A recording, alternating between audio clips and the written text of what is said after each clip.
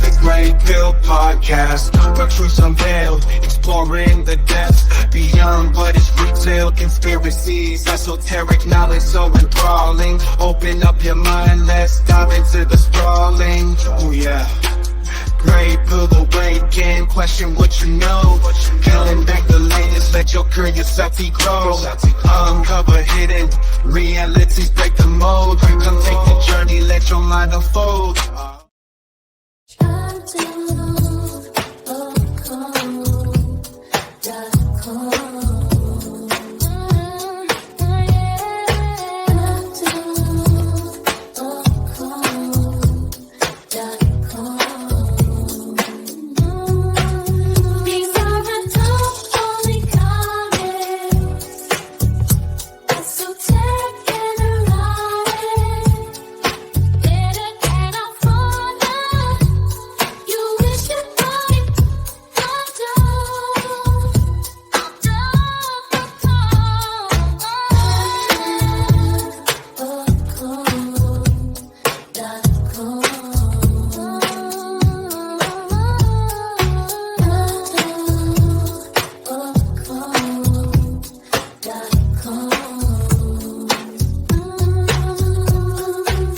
That's right, it's Illuminati, the adult-only comic series from Paranoid American, where esoterica meets erotica. Over 80 pages of history fully exposed. This is for adults only. Get your copy now at adultoccult.com.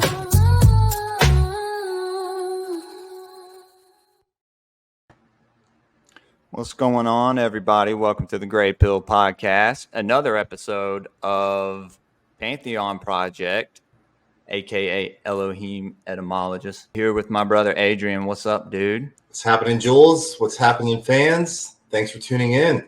I'm good, man. I'm good. We're here on a Wednesday night for another episode of what I call Elohim Etymology. You know, That's a great ring to it. Yeah, this is very exciting for me and you. This episode, we are talking about Enlil. So I'm pretty stoked to get into this. He's definitely a good character to get into, especially first off, because you can't understand any of the story if you don't understand him.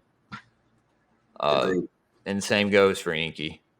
And the same goes for Anu, who we discussed last episode. He was known as Ani in Egypt, Kalos in Greece, or in Rome, Uranus in Greece, Brahma in the Hindu, and then obviously Ahura Mazda in Zoroastrian in that religion.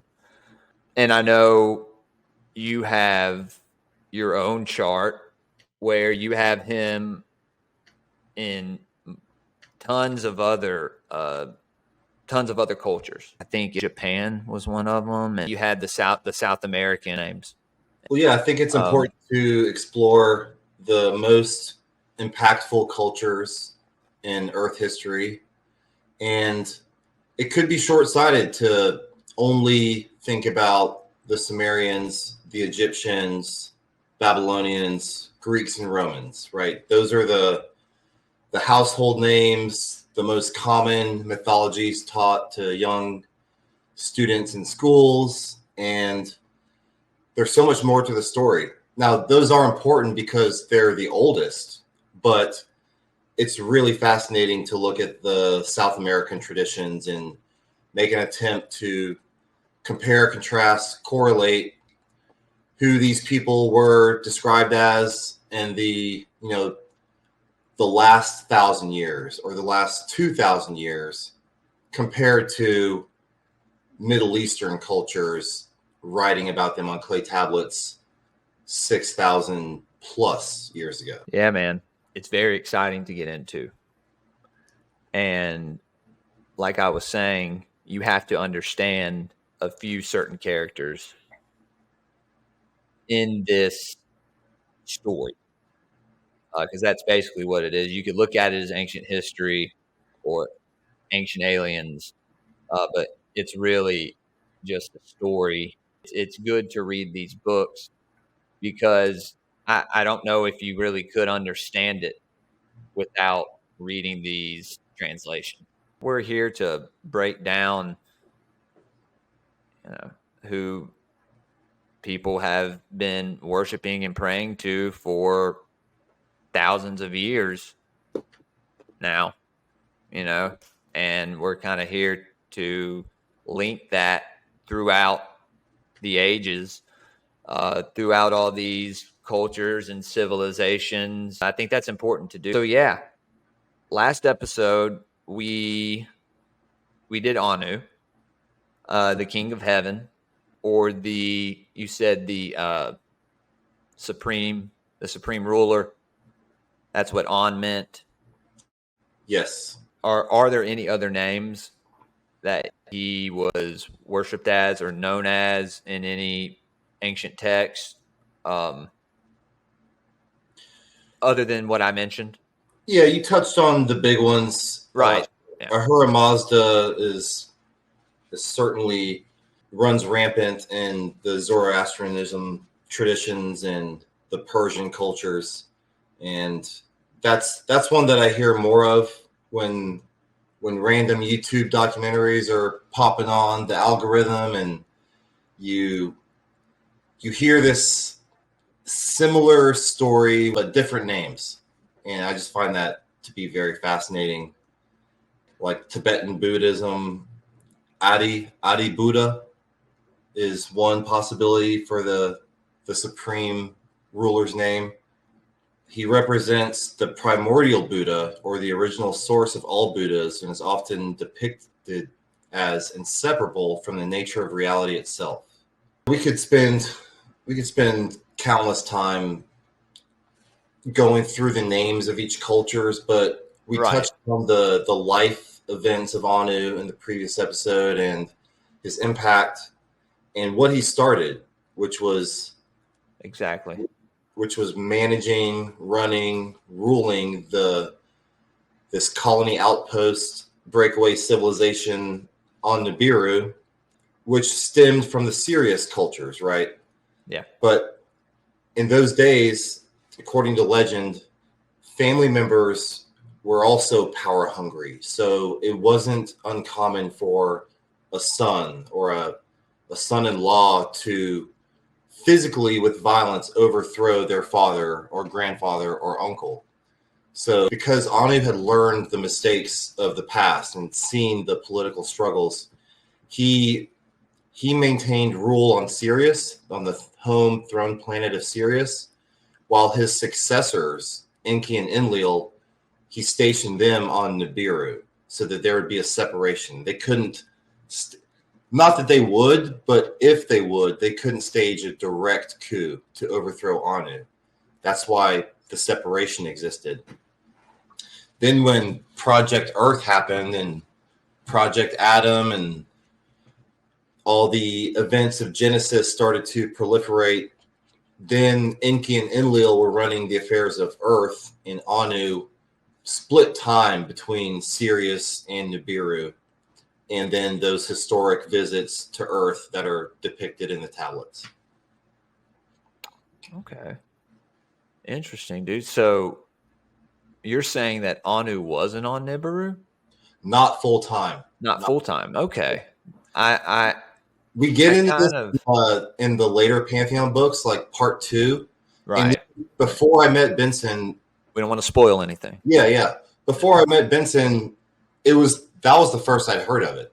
Like, okay. According to Sitchin, like, you don't hear or see any reports of Anu on Sirius. But no.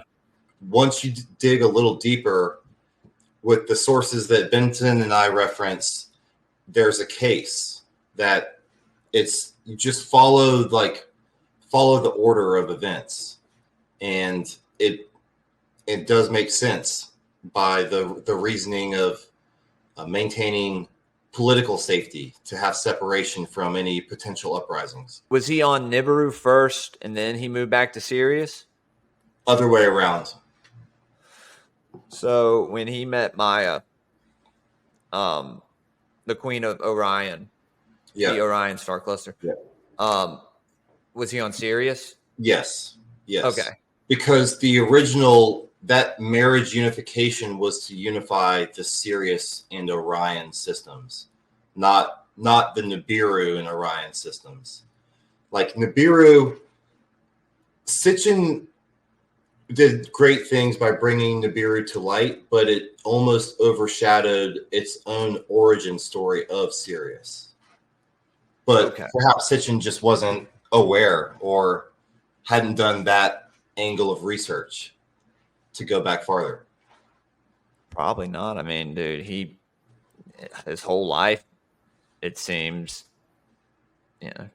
was busy doing research only on this. I don't think he had much more time to dive into that, man. That would have been pretty prolific, but the fact that you're diving into it makes this so much better. I wanted to go ahead before we get started on Enlil and shout out your book, Pantheon 1. There we go. Y'all see it. Yeah, go on Amazon and get it. It's by Adrian and his co-author, Benson Sali. That's it. I hope I said that right. Did I say that right? Saili. That makes more sense. That actually. All right. So Enlil. Yes. The son of Anu and Antu. Yes. Right? Yes. And we'll talk about Antu kind of later on. She was known as Antum. Right?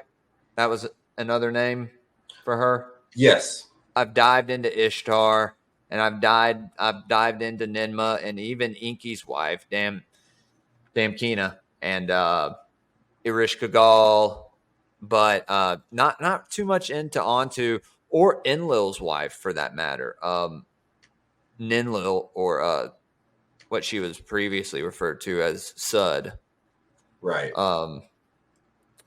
And I'm sure we'll get into her. Just like he did. Oh, yeah. Does Antu mean Queen of Heaven? In more or less words. Yeah. Right. Like royal first lady. Figured it was something to that extent. Enlil, was he born before Enki? The older traditional Sumerian story is that Enki and Enlil are half brothers with the same father and two different mothers, right? And that father is Anu. Enki was born first, which is why he was so upset that he was leapfrogged by Enlil. And dude, that would make so much more sense of the Israelites sacrificing their firstborn son. Did you think about that? No, not until now. If Enlil was the god of Israel. Yeah. Man. Yeah.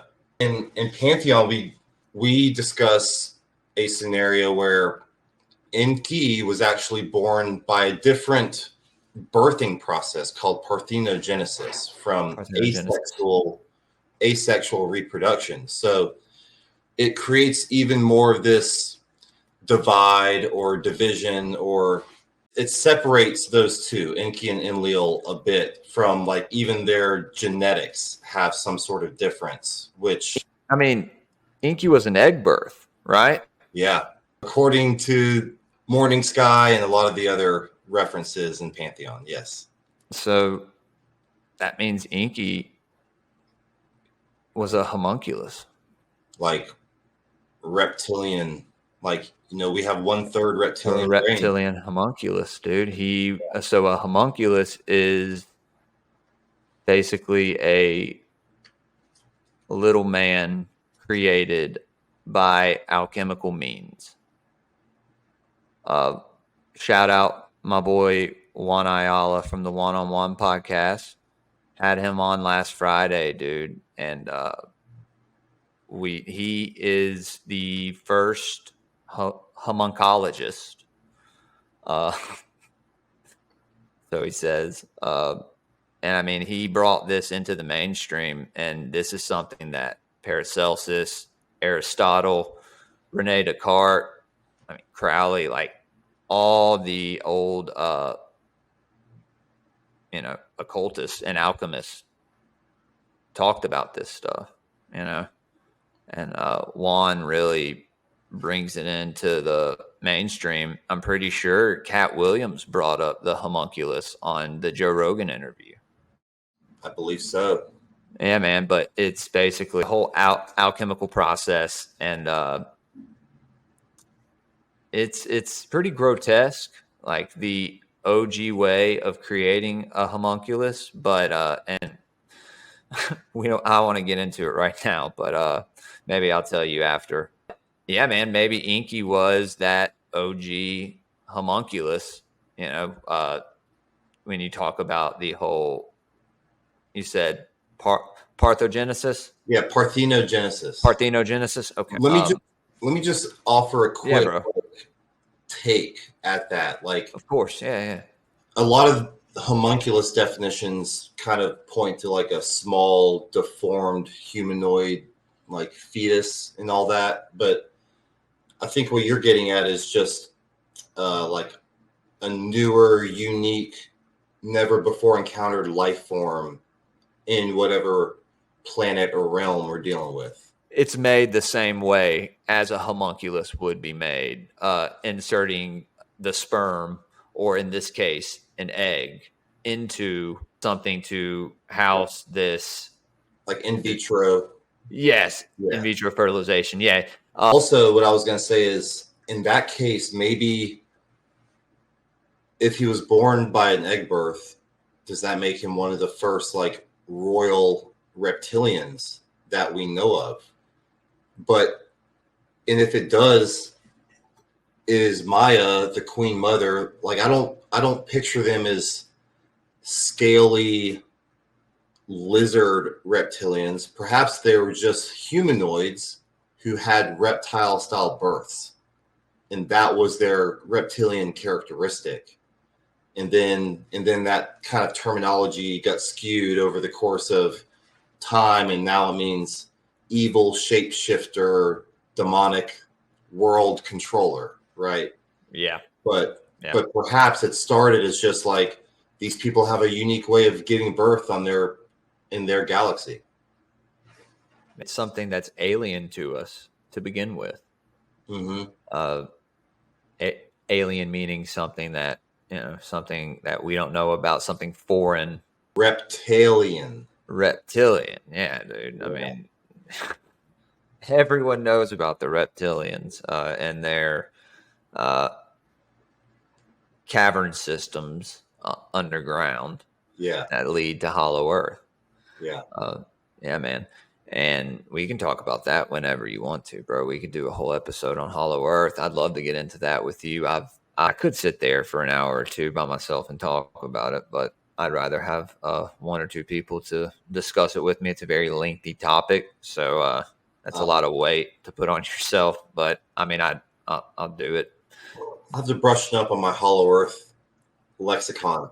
I can get started talking on Hollow Earth and talk for well over an hour about it, just without notes. Same goes for Flat Earth, dude. If you get me around the right people who can talk about it without like immediately shutting you down. I'm not a flat earther, but I'll talk about it all day. You know, like I'll question I question our reality every second, Yeah.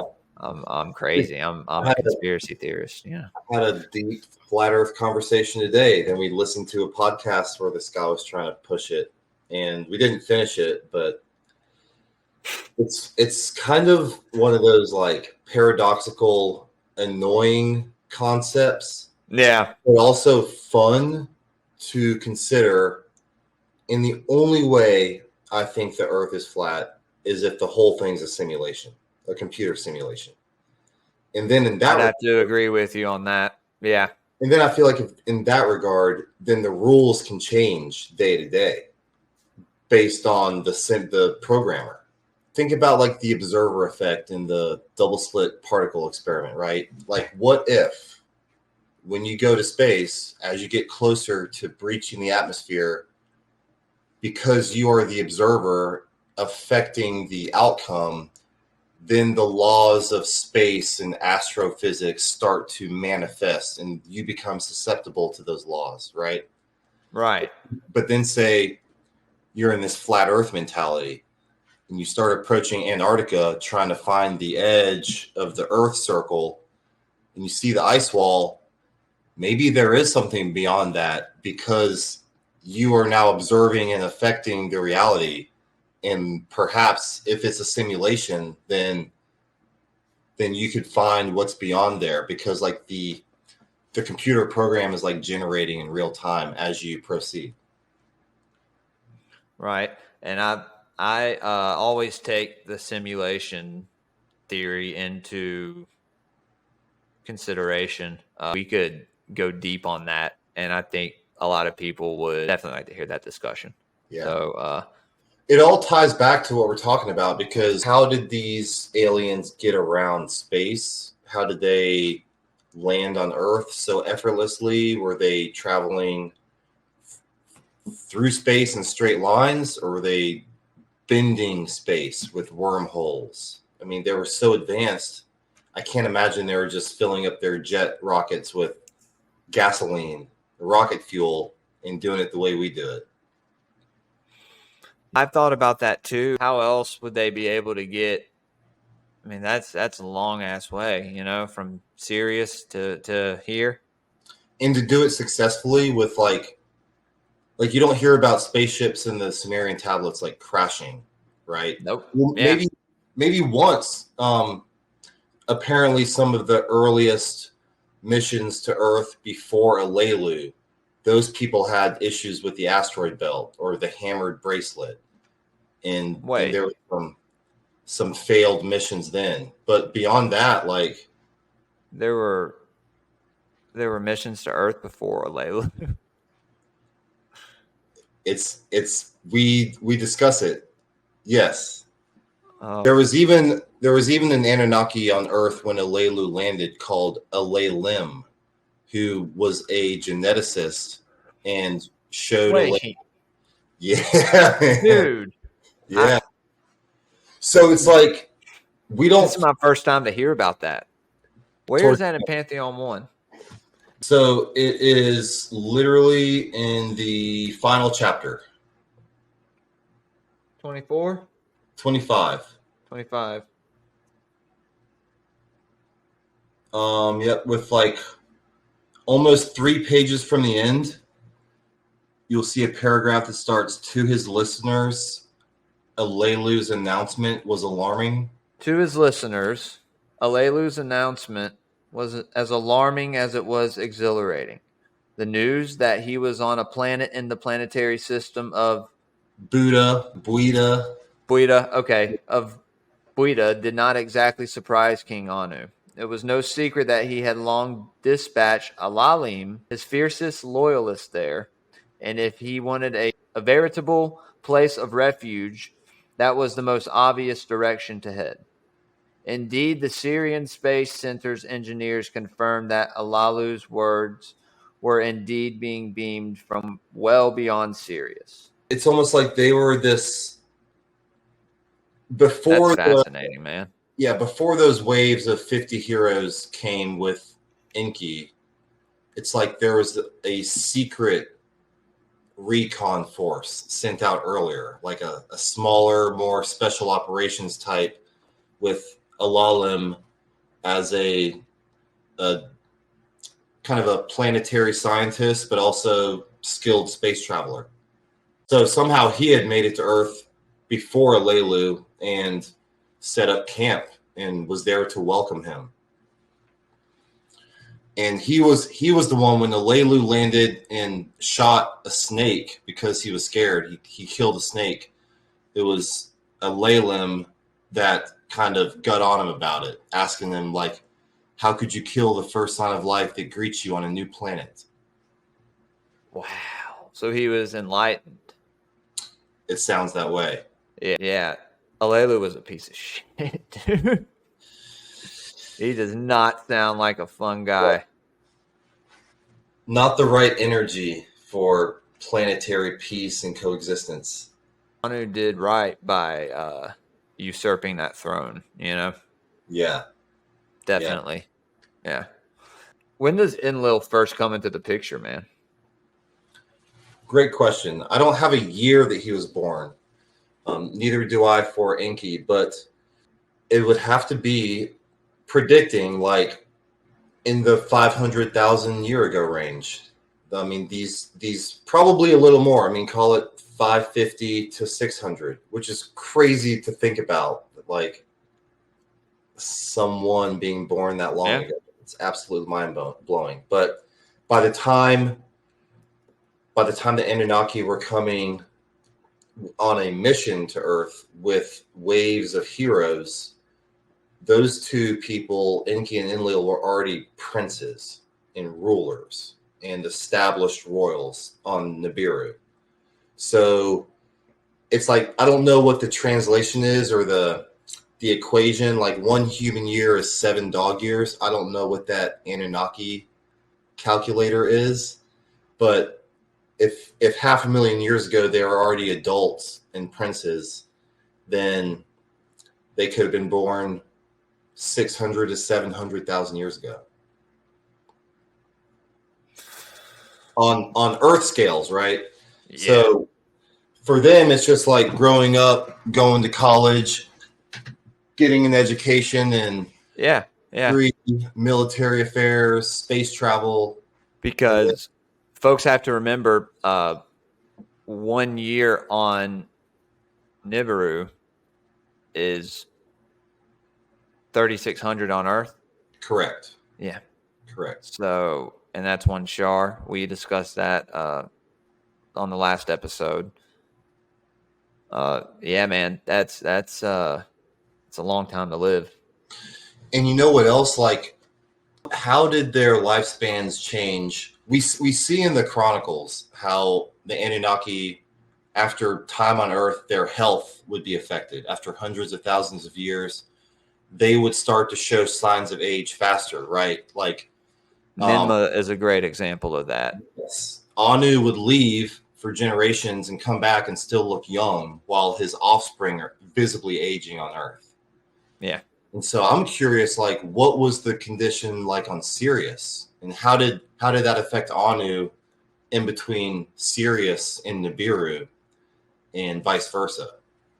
It's not something I've uncovered, but it's something. Yeah, that's something to look at, man. No, I didn't even think about that.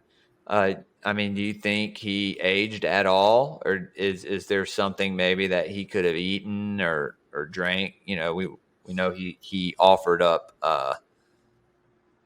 food and drink to Adamu. Yeah. Offering him everlasting life. Yeah. Mm-hmm. The mana. And so that's something to think about, man. I mean, what if there is another? I mean, well, there is other solar systems. So in one of these other solar systems, what if there is a planet, people who, I don't know, look just like us, maybe different in some little way? What if 1 year on our planet is 3,600 on theirs? And if we were to go there and land and all this shit, and they may be like some race of humans that are all like under 5 foot, not dwarves, we would see people getting born and dying in like an hour. In our mindset, like 1 day of us is so long to them that like they're born and dead in one hour. So do you think they adapted to that mindset of seeing people age slower the longer they stayed on Earth? Or do you think that at first they probably got there and were just seeing these people just get old and die, get old and die, get old and die. And eventually they had to notice when it started to affect them. Right. Because you had Anunnaki going back to Nibiru being like, fuck this, you know, like. Yeah. Part of me wants to say that they could be enlightened enough if they knew that an Earth human was special, that was going to die prematurely. They could maximize their time with him. It's a kind of a difficult analogy to mentally process. Like, Well, yeah.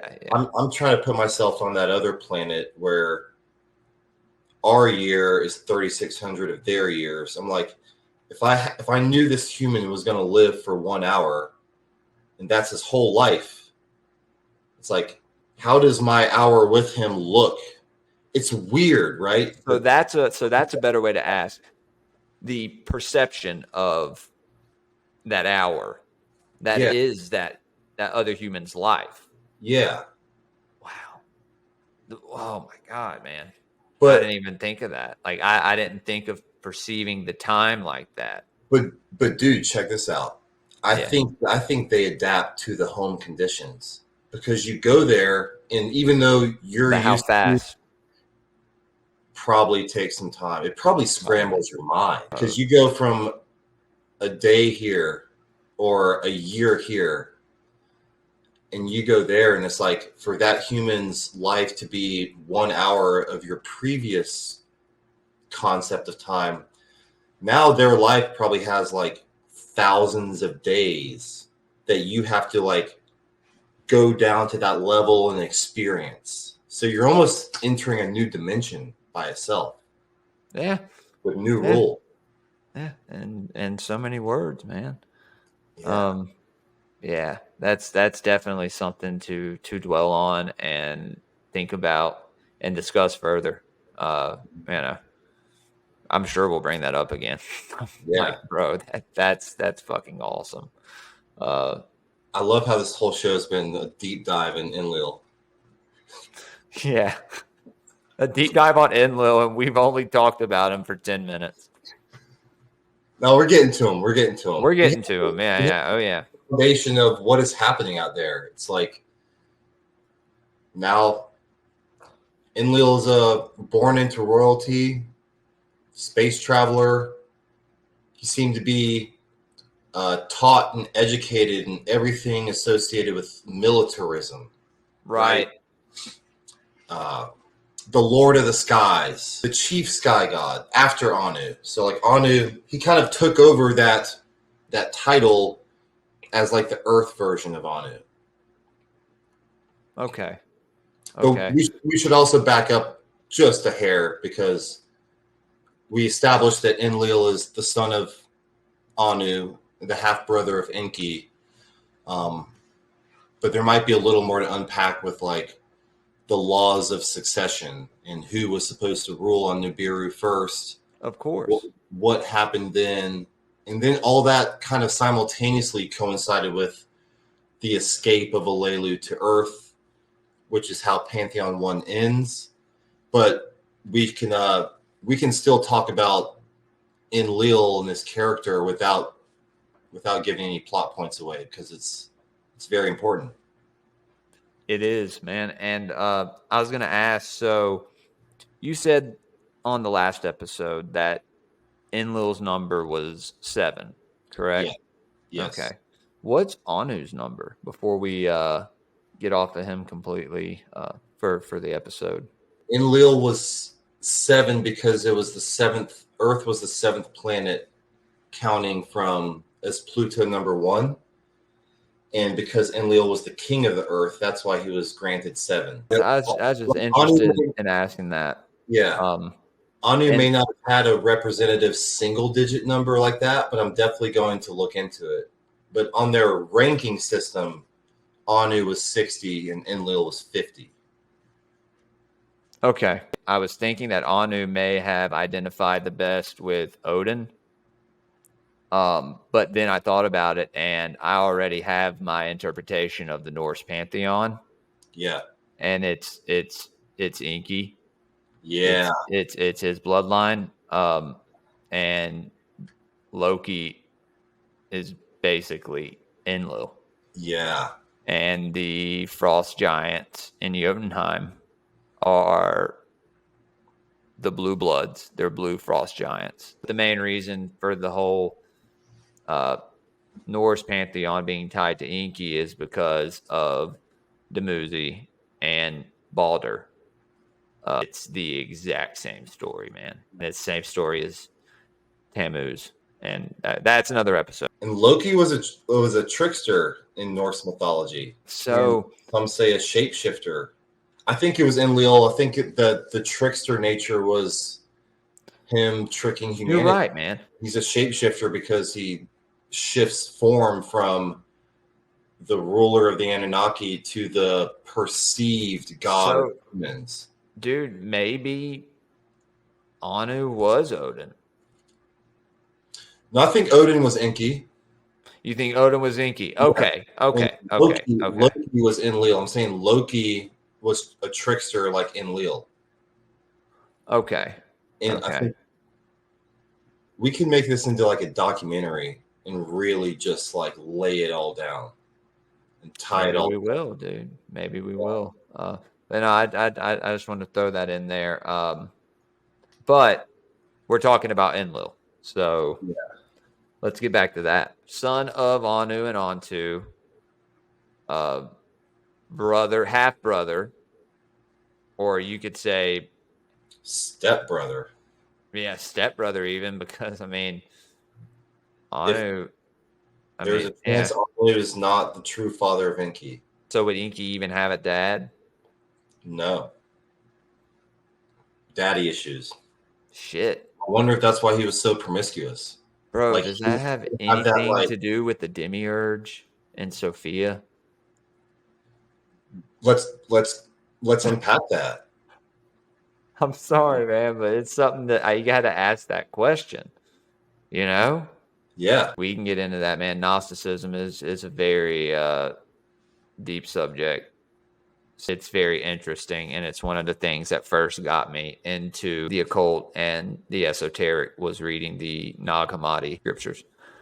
And so, I take Gnosticism into perspective whenever I talk about things, because the Gnostics were really just an early sect of Christian mystics. Absolutely. The Gnostics, the Cathars, the Essenes, and in my opinion, Christ was an Essene.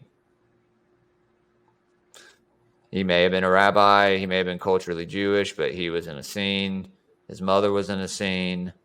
John's mother was an Essene. Their fathers, Joseph of Arimathea was an Essene, and they killed all the Essenes. The Catholic Church killed them all. Yeah. And that's going to be towards probably the end of this series. We'll get into what I had brought up the first episode, these banking families and the symbols that they use and who they may be worshiping with these symbols. Right. Yeah. Right. You know, I'm sending you the best material I've ever read on the life of Yeshua/Jesus, and it's written by my co-author Benson. So I think you're really going to dig it, and it'll. Dude, thank you for sending that to me. You sent it to me last time, not for this first episode, but for the first episode of Grey Pilled. You sent it to me, and you sent me the Zeta series as well.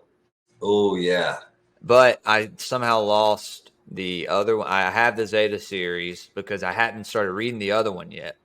I had been waiting, but now I'm gonna get into that this week, man. Dude, it's so good. I know it is.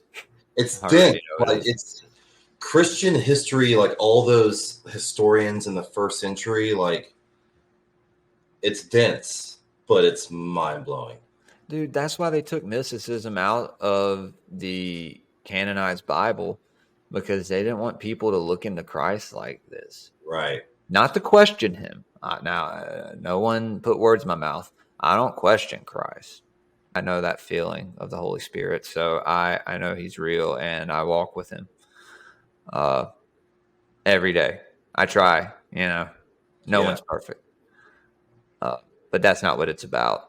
It's about constantly maintaining that relationship. And we'll talk about that a lot, because we may piss some people off talking about the Old Testament, but you really got to think about it. Man wrote everything. Satan has a lot of authority in this realm. Mm-hmm. Or you could say Samael, Satanel, the Dark Brothers. The Dark Brothers. Yeah, man. I have a PDF that's called Enlil, Satan the Great Dragon. What do you think about that? About the his connotation with the dragon? Yeah, Or- because we know Satan means adversary. Yeah. We'll probably say that every episode. Because most people don't know that. They think Satan is a deity. There's no main deity named Satan. There is Hasatan and Satanael. Okay. And Satanael is either Samyaza or Nergal.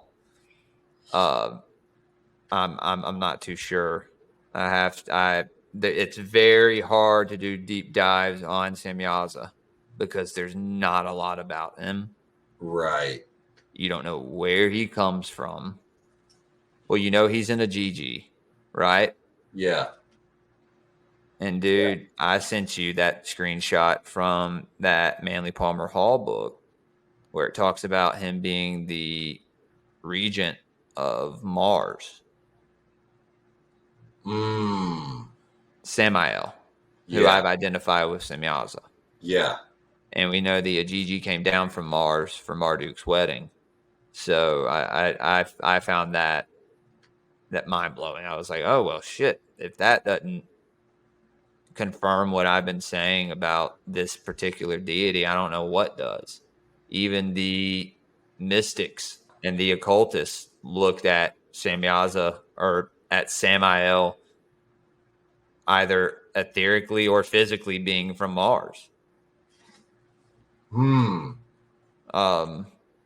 You could say it's all spiritual and in the other dimension, in the ether, all the woo woo or whatever, but you do have to take into consideration that this may be literal, physically manifesting.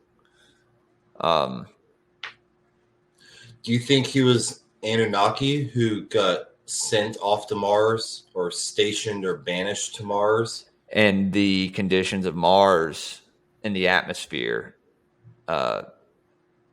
maybe changed them in some way. Yeah. Maybe time is different there. Maybe it's more like Nibiru. Maybe it's more like Earth. Maybe it's in between. Maybe that's why Elon Musk wants to go to Mars so bad, is so he can live longer. Think about it, bro. I've heard recently from people that I trust on podcasts that the living conditions on it's not easy to live on Mars, but it's way easier than it's been told to us. Right. Does that make sense? Yeah. Yeah. It's like it's not just some desolate place with there's theories of it, them using a red filter for the camera. Even like we know the planet's red, but apparently maybe the atmosphere is a lot more clear. But there's also theories of there being nuclear glass there. Yeah. Too, right? Yeah. Because, and we'll get into this when we talk about Alelu, but the face on Mars seen in all these photos, that's his tomb, right? I mean Yes.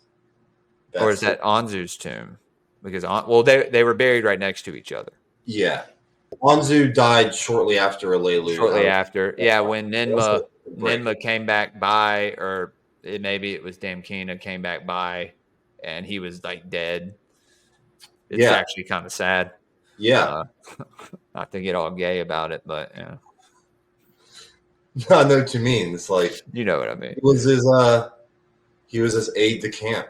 It's like if you're like your favorite uncle that you are his pilot and he dies. It's like, yeah, you're gonna be heartbroken. Yeah, dude, for sure. No matter what he did, you're like, man, I still fucked with that guy, kind of. Yeah. Yeah. So a day on Mars is only 37 minutes longer than our day. So 24 hours, 37 minutes. And then a year is about 2 Earth years. So twice as long to spin around the sun, but same speed of rotation. On its own axis. Huh. Which maybe that would affect it. Without having a degree in astrophysics, it seems like if atmospheric conditions were right, and there's water there, then like that's not too much of a change from Earth to live comfortably. Yeah. To be able to survive. And I was just throwing that out there because it was a PDF that I had downloaded off academia. Or that they had sent it to my email. Yeah. And so I was like, oh, Enlil. I figured I would download it. I got a couple on Ninurta. I don't know what the rules are about showing stuff like that on streams. I think if you cite it, it's okay. And I feel like you're good as long as it's not like copyrighted music or something. Yeah, I think you're right. So he wasn't sent to Earth. Enki was sent to Earth. And I think he had a problem with this. He did. One, he'd already become privy to Enki being upset at the fact that he was the next in line to rule. So there's already just like a little degree of beef developing amongst the two stepbrothers or half-brothers. Then when Enlil found gold, Enki was so bold and daring and willing to go chase Enlil and go take his heroes and go to Earth. He like didn't even hesitate. He was like, "I'll go. Right. Give me my men. I'll go there right now." And I bet Enlil was kind of taken aback, like, "Whoa, this dude has some balls." He's still trying to figure out like how to maintain his own princehood on Nibiru, and his number one competitor is like trying to go on these heroic journeys. So I bet that was another layer that ended up fueling the fire down the road. And so Enlil kind of became known as this genius when it came to military or, military leadership, royal leadership. But he also knew Enki was known as just the ultimate well-rounded genius, like the super genius, not just the military general. And I bet that also triggered him like deep down. His symbol was later recognized as the eagle, meaning that he ruled the skies, like you said. So therefore, he would have been known as not the supreme sky god as Anu would be, but the god of the air. Yeah. Or the god of the ruler of the skies. Ruler of the skies. Okay. Yes. Is that what Enlil means? En essentially means prince or lord. And then Nin means prince or princess. Okay. So En meant lord in Sumer? Yeah. Over time, that changed to Baal. Baal.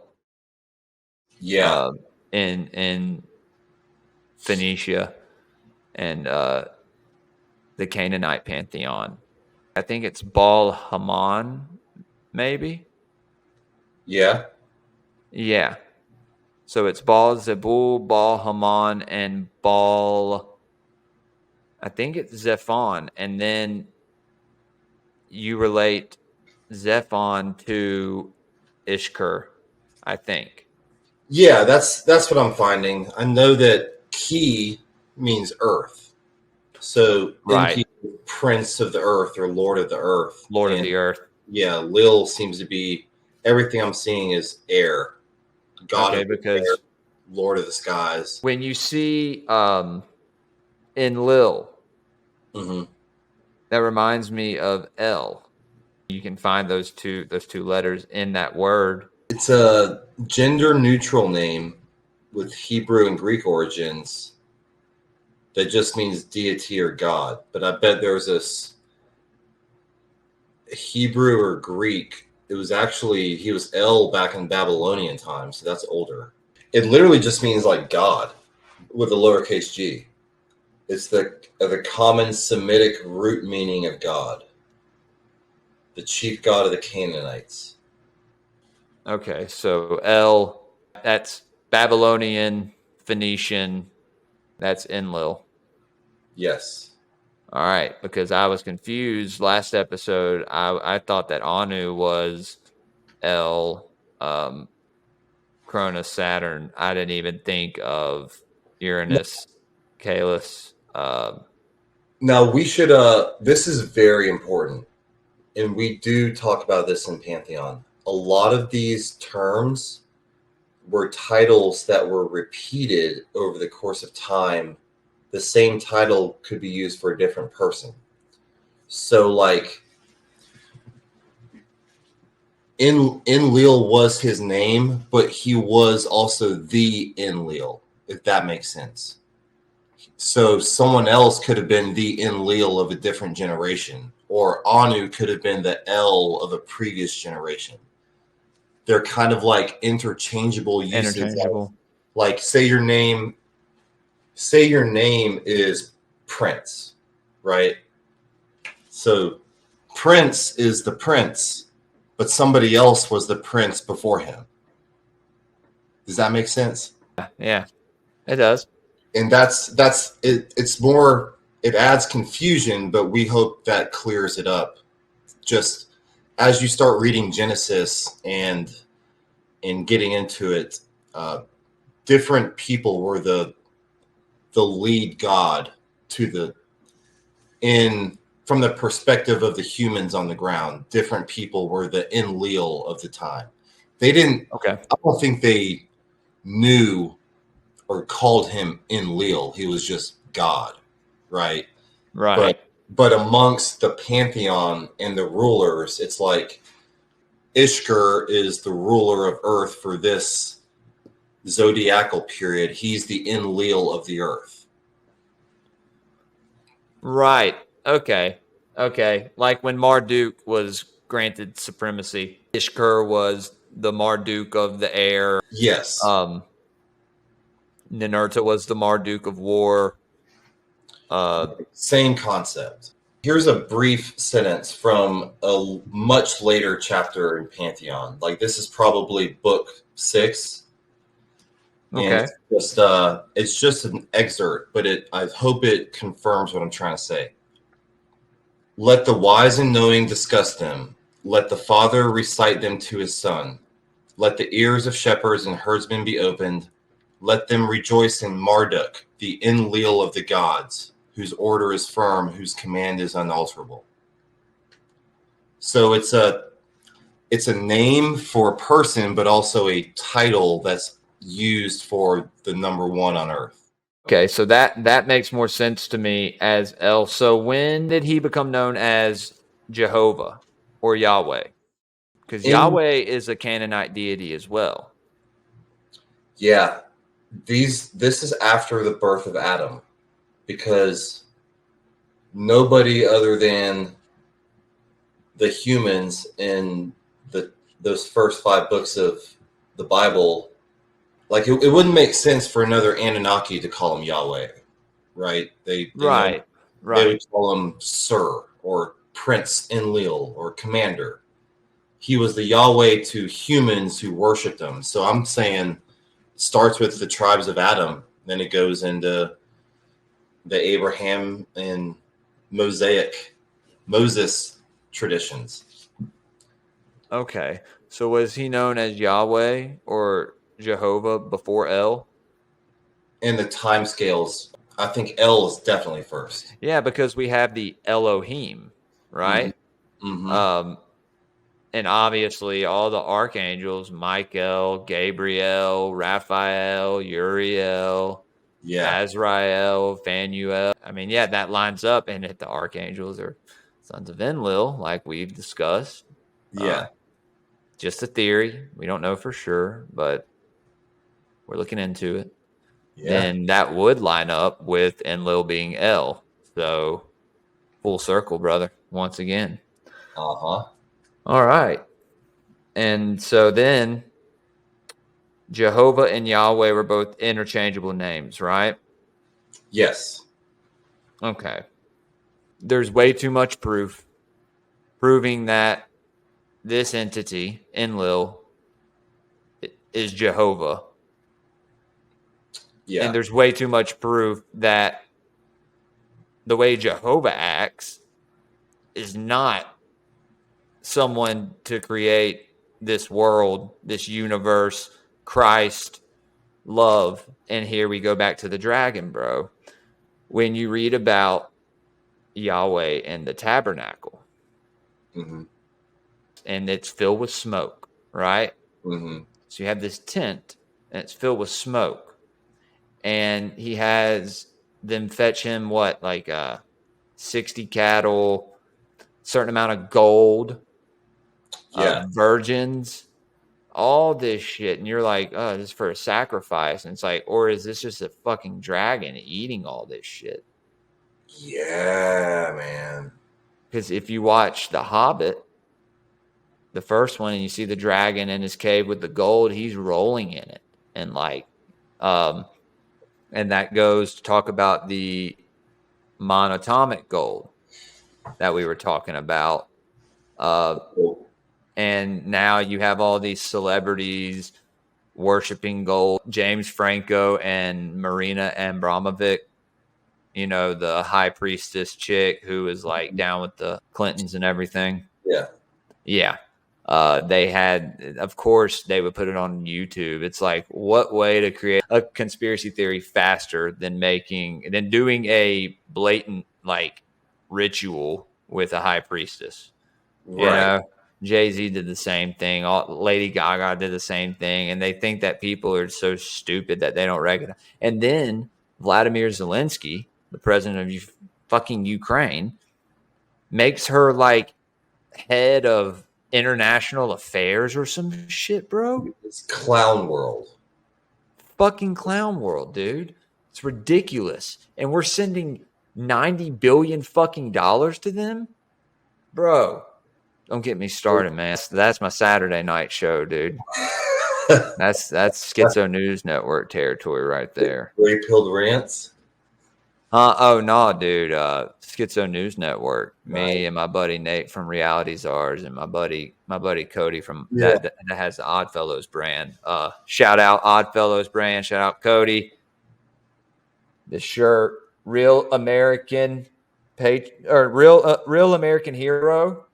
It's the scene of the dad who killed the guy who molested his son, and he was on the phone in the airport, and the police were walking. It was back in the 90s.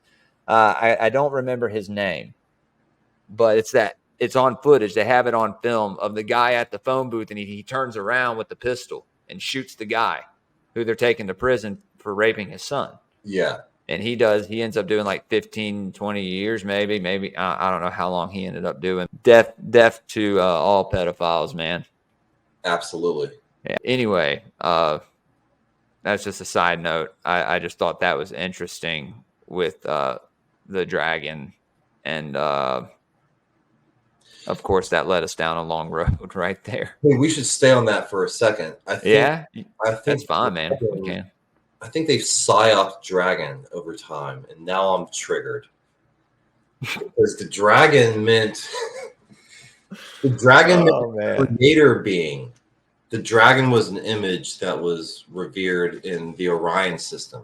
So, like, the Sirius were kind of known as the wolf people, and the Orions were known as, like, the dragons or the serpents. Okay. Hold on. So the Syrians were known as the wolf people?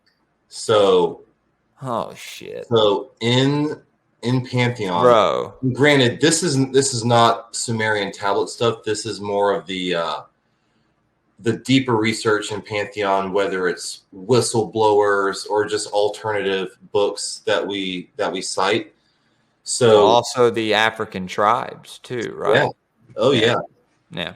Benson brought this knowledge to me that says the Sirius people developed this R sound, like when they speak or in their language. Like a pirate. Yeah. And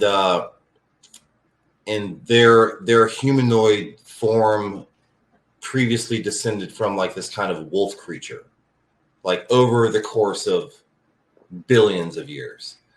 And on the Orion system. That's fascinating, dude. I want to delve into that for like 10 hours. course, bro. That goes back.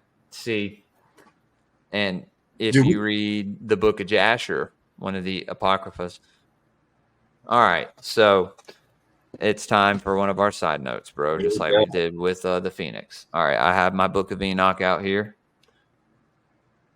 by Joseph Lumpkin. Go watch the episode. Reality Czars actually interviewed him. And in the end of days and years, when Zillah became old, the Lord opened her womb, and she conceived and had a son, and she called his name Tubal-Cain, saying, after I had withered away, have I obtained him from the Almighty God. And she conceived again and gave birth to a daughter, and she called her name Naamah. For she said, after I had withered away, have I obtained pleasure and delight. And Lamech was old and advanced in years, and his eyes were dim that he could not see. And Tubal-Cain his son was leading him into the field, and Tubal-Cain his son was with him.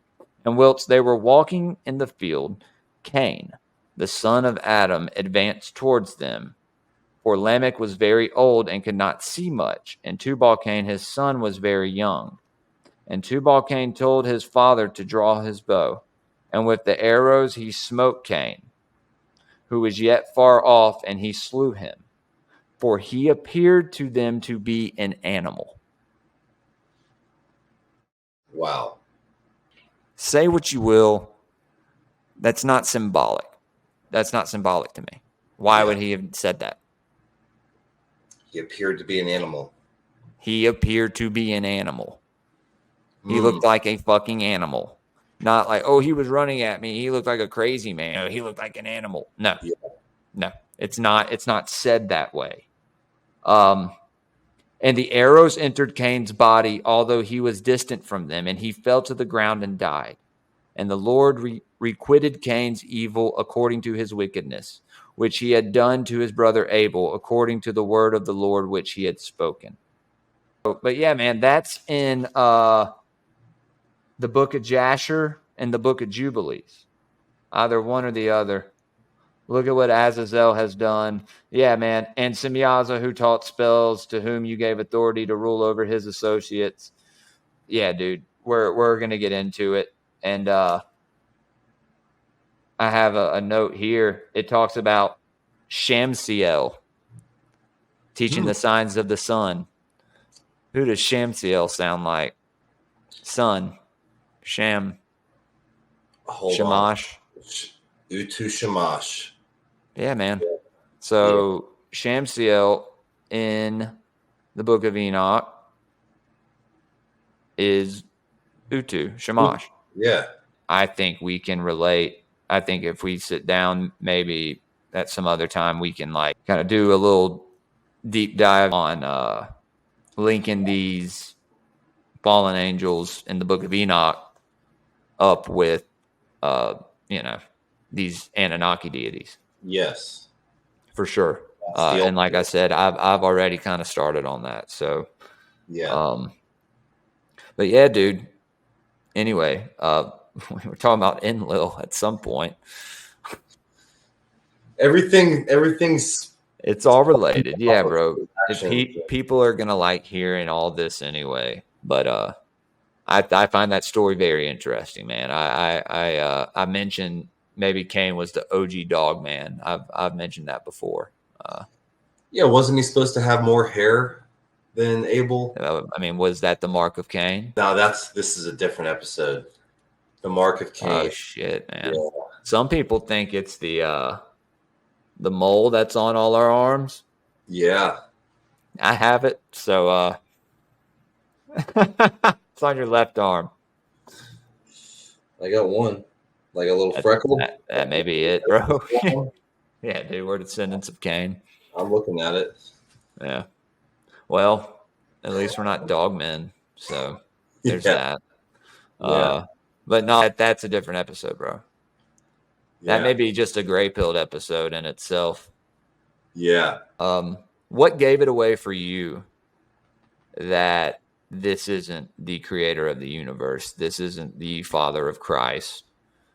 Definitely something else. There were several moments of revelations in my life when I was in Sunday school or vacation Bible school as a kid. I might have been 7. And shout out to Miss Mary. She's still around, still in church. What a sweetheart. Shout out Miss Mary. Yeah, she was running class. And I said, Mary, who wrote the Bible? And she said, man. And she didn't have time That's a great answer. You know? That's a good answer, dude. It's the true answer. Yeah, she didn't have time to elaborate. She had like a lesson plan to continue, and I didn't need to hold up the whole class because I didn't have the mental capacity to argue back or provide a counter argument. But I knew that I could see something in her eyes that there was some more meat on the bone, something more to be unpacked. And she probably wanted to tell you. Yeah. But you were a kid, so she didn't want to confuse you. I was a little bit old enough. Like, if I'd asked that question a year before, I probably would have expected the answer to be God. Like, as a kid, you think God writes the Bible or God wrote this holy book. We're all here to worship God. And, that was childhood. Fast forward many years, I was probably just out of college, and I'm researching Lawrence Gardner. And Lawrence Gardner was my first introduction to the Anunnaki before I ever read any Sitchin or any of that. His book, Genesis of the Grail Kings, with the OG Sumerian kings list and the Egyptian kings list and the years, was just like opened my mind as like a 22, 23-year-old more than anything up to that point. And then they talked about the Anunnaki and Adam and Eve and the genetic engineering of Adam and Eve. So now I'm thinking like, hold up. This dude, Lawrence Gardner, makes a lot of sense. He's very believable. I'm starting to buy into it. And now you're telling me that there's not just like a creator of Adam and Eve. It's actually like a group. It's like this little family of creator beings. Elohim, it's plural. Yes. Yeah, dude. It's right there in front of our faces. When I was in my last semester in college, I stumbled upon a UFO book online written by Claude Vorelhahn, who now runs a UFO cult. He calls himself Rael, like Israel. He just goes by Rael. Rael. Yeah. Wow. But his book, he could be the biggest kook of all time, but his book was very believable. He claimed to be abducted by UFOs in France like twice back in the 70s. And it was my first time ever reading a different translation of Genesis and what Elohim actually meant. So he's telling them that he got taken up.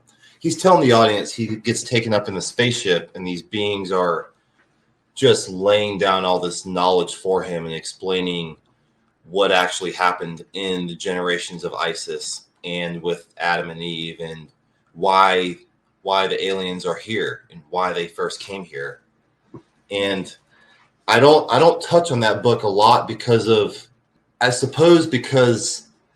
it's written by a guy who doesn't speak a lot of English, a lot of great English, right. And he went on to found the UFO cult where, like, that's probably the main reason right there. Yeah, man. But he also wrote a book called Say Yes to Cloning. He wrote a book called Geniocracy, which is his take on how global politics should be run. You should have to vote on the geniuses based on like IQs and social IQs, and like the geniuses should run the world. So like he's got some interesting concepts. I'm good on that.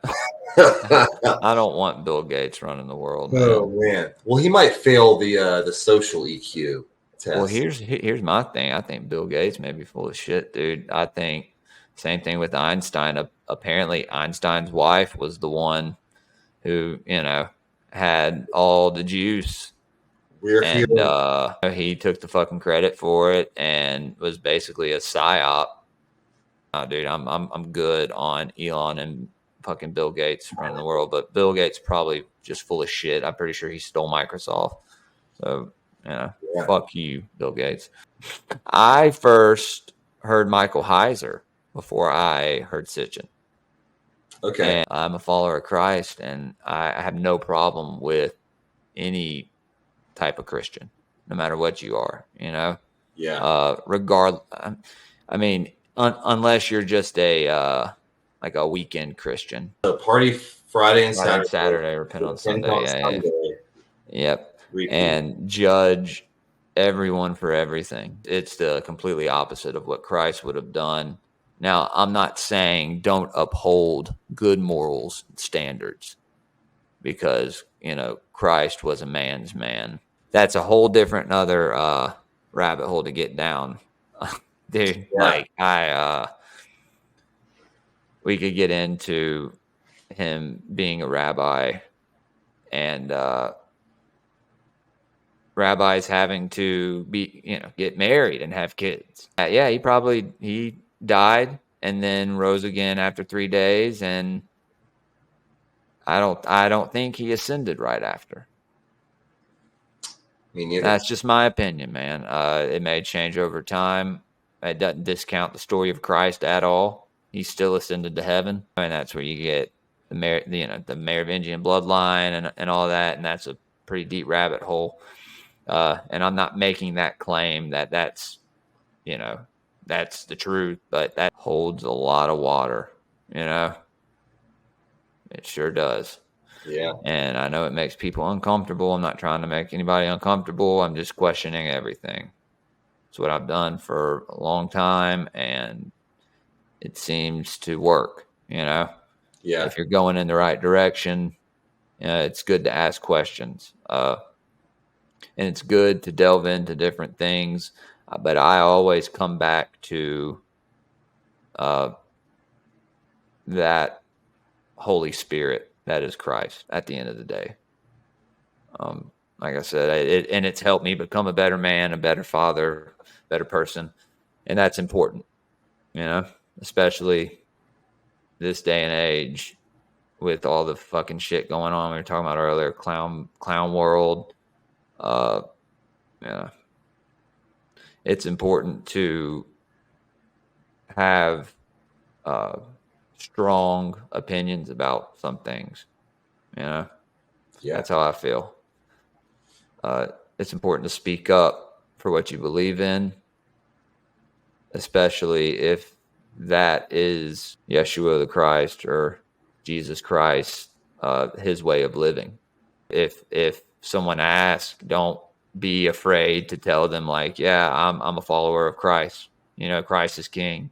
You have people right now that are scared to probably even say that or to represent what they believe, when it comes to your higher nature, as I have told you before, or that spirit of Christ, that energy, that consciousness, the embodiment of that love, that's like the most important thing, in my opinion. So off on another tangent. I think that might be a good way to wrap it up. You just left the audience with some real nuggets of wisdom that I know this episode was about Enlil, but it's almost like the solution to that negative Enlil energy is the Christ consciousness. Yes. And I think it's harmful if you are aligned with that Christ consciousness, to align with things in the Old Testament. It's a new covenant, Yeah. That's all I got to say about that, man. I did want to get into one more thing. So Saturn, Cronus, this was Enlil, right? Yes. Okay. I have one question, though. Mm-hmm. So, who then was Zeus, Jupiter? I think Zeus was Ishkur. Okay. And you just saved the day, dude. You just fucking completed the chart. There's so much belief that Zeus was Enlil because Zeus is like the number one name known in the Greek. Ishkur was his oldest son. Yeah. Yeah. Yeah. Yeah. Yeah, I think that's it. Which gives Ishkur more celebrity status, really. It's like, oh, it does. And you don't hear people talk about Ishkur. Right. And I know we didn't get into a whole lot about Enlil. I mean, he basically came down, and while Enki did all this meticulous stuff, he was just like walking behind them like, yeah, humans are too loud. Let me destroy this city. Yeah. You know what I mean? Essentially what happened. Yeah.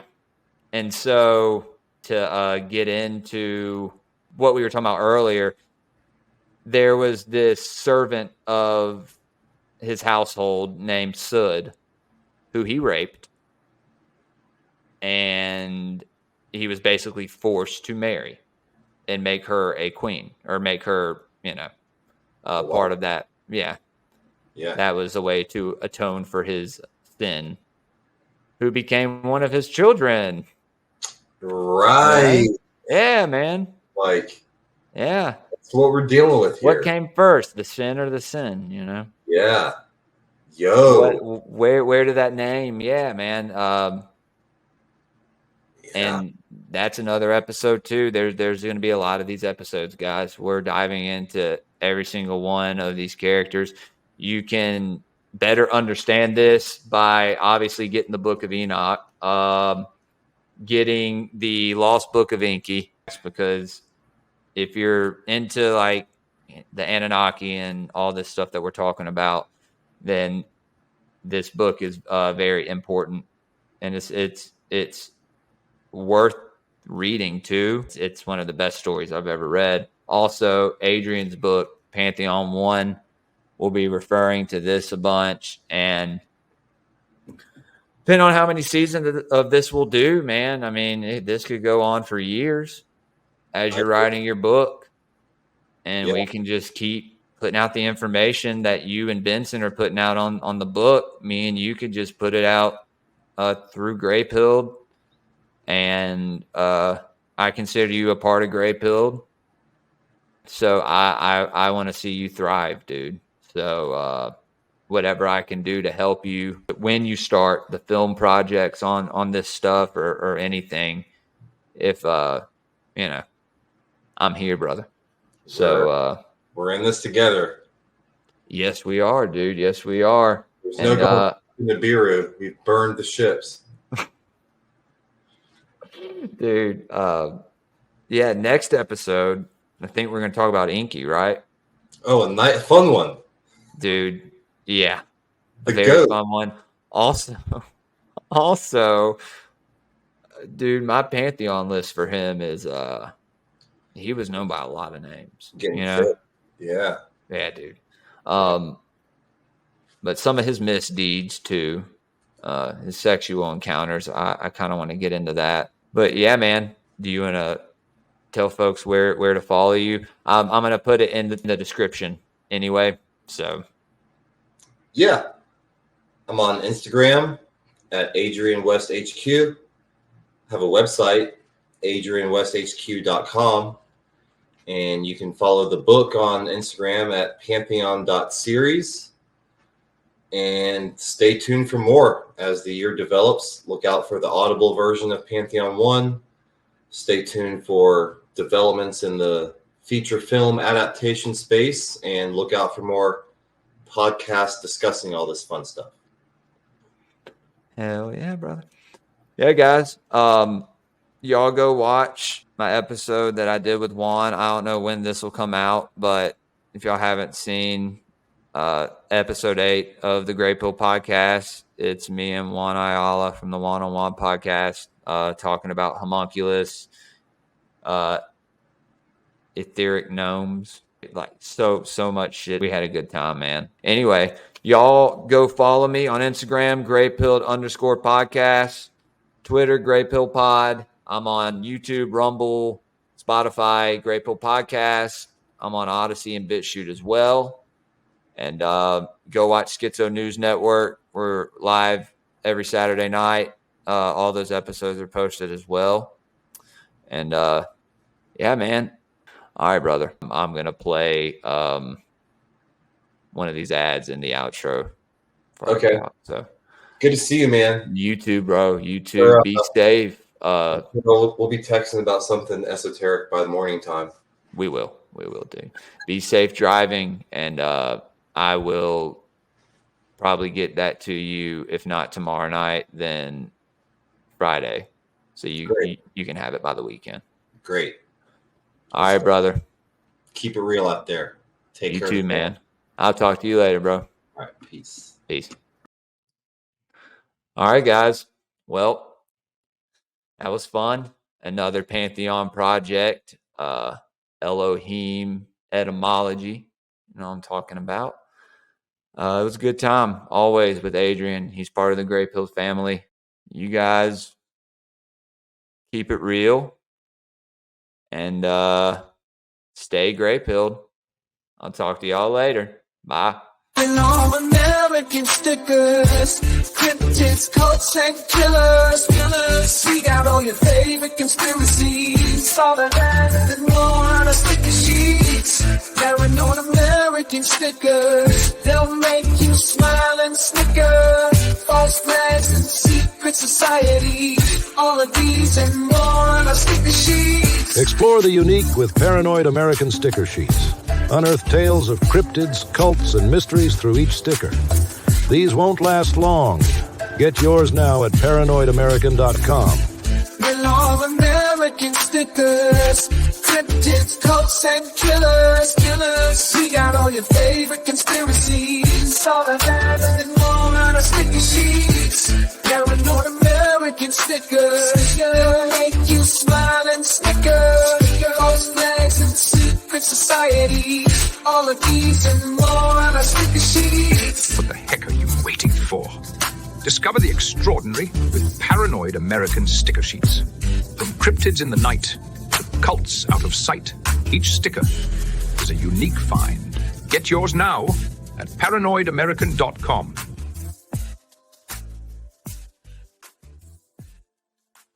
Around all you mystery seekers, we're diving deep into the dark, exploring realms beyond what's known, where the secrets of the shadows lead them on.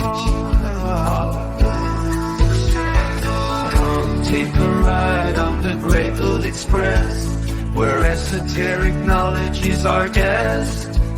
From conspiracies to cryptids, we unveil the veil, mysticism and the occult, our forbidden tale. Join us on this journey.